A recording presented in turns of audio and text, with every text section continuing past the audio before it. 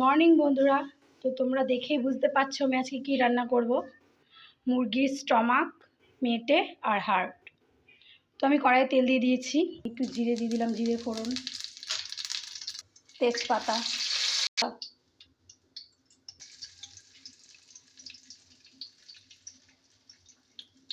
আমি একটা আলু দিয়ে দিচ্ছি। এই জন্য আমার লাগছে টমেটো কুচি, পেঁয়াজ কুচি, আদা রসুন, জিরে, লঙ্কার গুঁড়ো, হলুদ, লবণ। একটু হলুদ দিয়ে দিচ্ছি আমি এর মধ্যে সামান্য, আলুটাতে যাতে একটু কালারটা আসে। এর মধ্যে দিয়ে দিচ্ছি আমি পেঁয়াজ কুচি,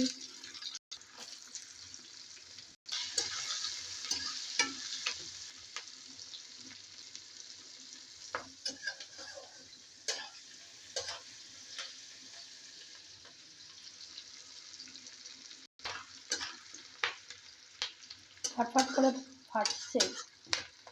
এই আওয়াজটা হচ্ছে এলাচের, এলাচগুলো সব ফাটছে বলে। তো এবার আমি অ্যাড করবো এতে টমেটো করে, টমেটোগুলো কেটে নিয়েছি, একটু শুকনো লঙ্কাও অ্যাড করে দিলাম।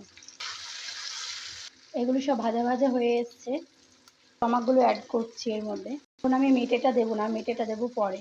মেটে আর হাড়টা দেবো। এর মধ্যে অল্প লবণ অ্যাড করে রেখেছিলাম, মাখিয়ে রেখেছিলাম।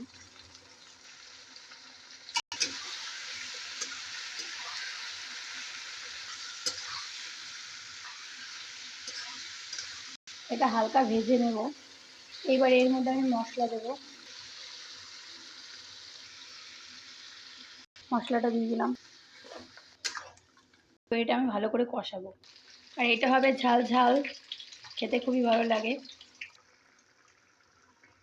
এবার আমি এতে মেটে আর হাড়টা অ্যাড করব।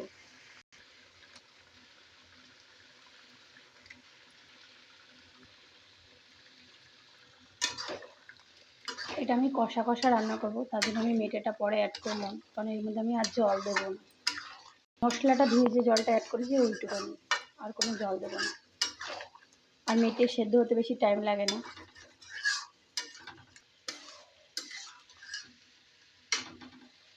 যারা এটা খাও তারা জানো কেমন টেস্ট, আর যারা খাও না তাদের বলবো এইভাবে রান্না করে খেয়ে দেখবে কেমন লাগে।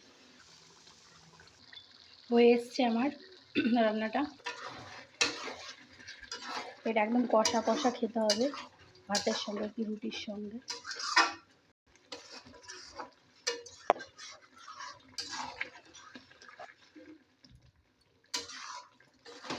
হয়ে এসছে। আমি এতে জল অ্যাড করিনি একটু। এটা আমি সিমিতে দিয়ে দেবো, তার আগে একটু ধনে পাতা ছড়িয়ে দিচ্ছি। ধনে পাতা ছড়িয়ে দিলাম। ধনে পাতাটা নামানোর আগে দিলেই ভালো হয়, অসম্ভব ভালো টেস্ট হয় এতে। ধনে পাতাটা দেওয়াতে একটা আলাদা সেন্ট হয়। এবার আমি সিমিতে দিয়ে দেবো, ভাতের সঙ্গে ভালোই লাগে। তো ভালো লাগলে সবাই বাড়িতে করে খেও, বলো কেমন হয়েছে। টাটা।